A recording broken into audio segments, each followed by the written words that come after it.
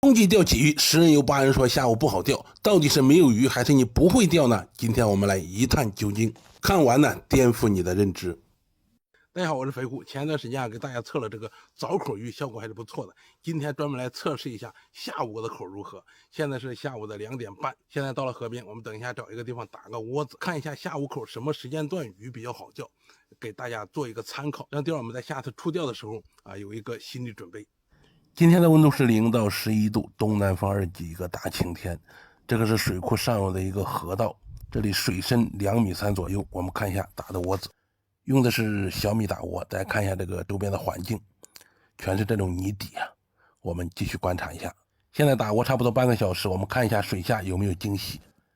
隐隐约约看到有一条鱼啊，看到没有？转身走了。这边还有一条，也是比较警惕的啊。没怎么吃饵，转身走。时间来到了3点半，我们再看一下水下有什么变化。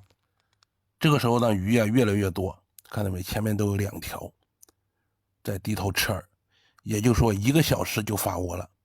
这个明显的比上午发窝要更快一些，说明下午这个温度还是比较合适的。这个鱼越来越多，全部是过来吃饵的。大家看一下，成群结队的，后面也有。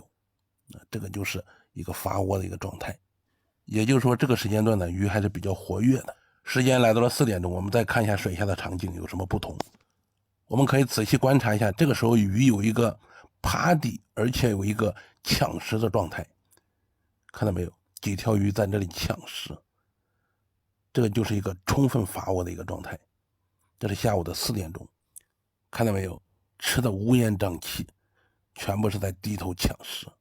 这个时候是特别好钓的一个时间段。现在是下午的5点多，我们看一下水下是什么场景。这个时候呢，窝料也被消耗的差不多了，鱼还是很多。也就是说，从3点半到5点钟这个时间段，一直是持续有鱼的，尤其是快天黑的时候，也就这个时间段，大家看这个窝料也吃的差不多了，满屏都是鱼。